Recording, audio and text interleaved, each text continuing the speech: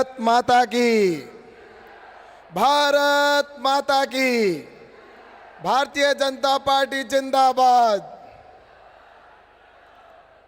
सम्मानित मंच और उपस्थित राजस्थान के कोने कोने से आए हुए सभी सज्जनों, सभी भाइयों और बहनों और मीडिया के बंधुओं, आज ये परिवर्तन संकल्प यात्रा महासभा, जिसके लिए हमारे इस सदी के महानायक, हमारे लोकप्रिय प्रधानमंत्री आदरणीय नरेंद्र मोदी जी हमारे बीच में कुछ ही क्षणों में पहुंचने वाले हैं। और निश्चित रूप से आज इस जन समूह के अंदर उपस्थित सभी के अंदर जो उत्साह देख रहा हूं, ये निश्चित रूप से परिवर्तन की लहर ही नहीं, परिवर्तन की आंधी है। क्योंकि राजस्थान के अंदर जिस तरह से जंगल राज बन चुका है, राजस्थान की सरकार, अशोक गहलोत की सरकार जो निरंकुश हो चुकी है, आज देश के प्रधानमंत्री नरेंद्र मोदी जी हमारे बीच में कुछ समय बीच में पधारेंगे।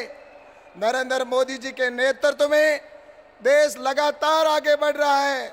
मुझसे पूर्व वक्ताओं ने आपको जिस तरह से बताया कि आज देश के अंदर चाहे गरीब कल्याण की योजना हो, चाहे युवाओं के लिए हो, चाहे आप देश को आगे बढ़ाने वाली बात हो, चाहे किसानों के कल्याण की बात हो, आज नरेंद्र मोदी जी के नेतृत्व में चाहे किसानों को किसान सम्मान निधि के तौर पर पैसा देने की बात हो, चाहे किसानों के लिए एग्रीकल्चर इंफ्रास्ट्रक्चर फंड की बात हो, आज किसान को आत्मनिर्भर बनाने की बात की जा रही है। और जहां मैं राजस्थान में देखता हूं तो अशोक गहलोत की सरकार, जो अशोक गहलोत सरकार जब यहां पर आई थी, उस समय किसानों से वादा किया था कि हम किसानों का संपूर्ण कर्जा माफ करेंगे।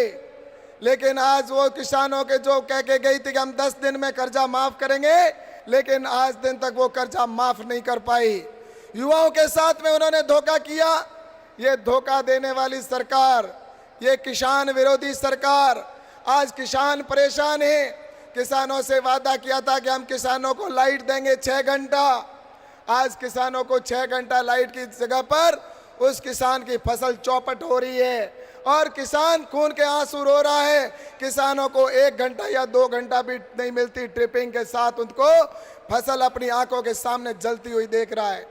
और इसी के तहत अगर देखा जाए तो किसानों को जिस तरह से राजस्थान आज किसानों का जिस तरह से बाजरा उत्पादन करने वाला प्रदेश है, हिंदुस्तान में सबसे ज्यादा बाजरे का उत्पादन यहाँ पर होता है।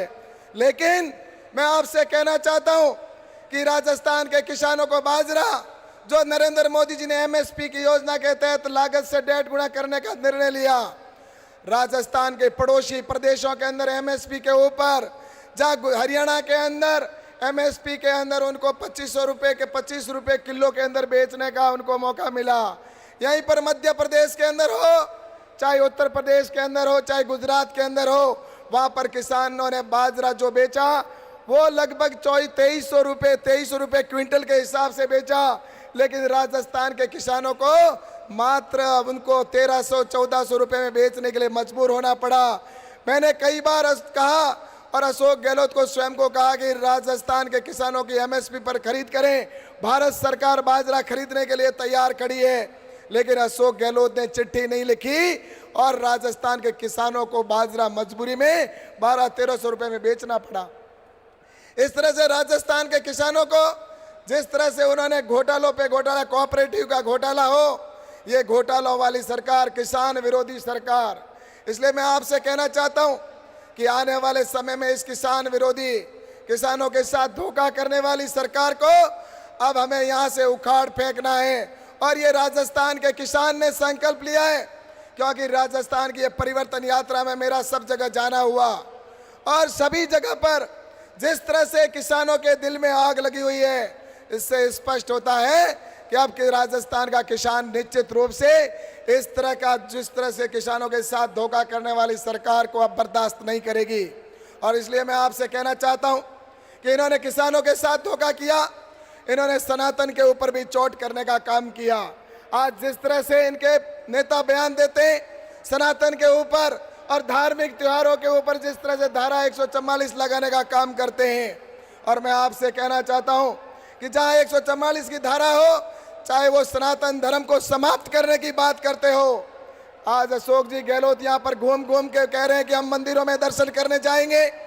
मैं उनसे कहना चाहता हूं कि पहले तो वो सनातन धर्म के जिसने गाली दी, जिन्होंने समाप्त करने की बात की, जिन्होंने कोरोना और एड्स जैसी बात की कि इस धर्म को समाप्त कर देना चाहिए, उनमें उनके राष्ट्रीय अध्यक्ष ने भी, खड़गे ने भी सहमति जताई है। सबसे पहले अशोक गहलोत में अगर हिम्मत है तो वो माफी मांगे, इसके लिए उनको कहे कि वो खड़गे जी माफी मांगे।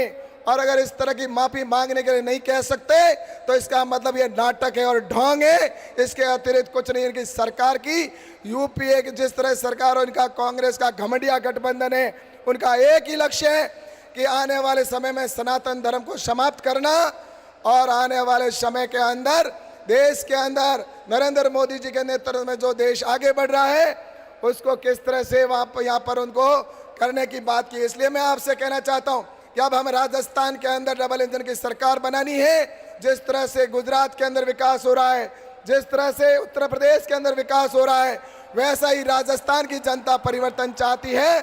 और इसीलिए आज ये परिवर्तन यात्रा के अंदर इतना जन समूह के रूप में आए हो, आप यहाँ पर आशीर्वाद देने के लिए आए, इसके लिए मैं आपका बहुत बहुत धन्यवाद देता हूँ और प्रधानमंत्री आदरणीय नरेंद्र मोदी जी का बहुत बहुत स्वागत करते हुए अपनी बात को समाप्त करता हूँ। बहुत बहुत धन्यवाद।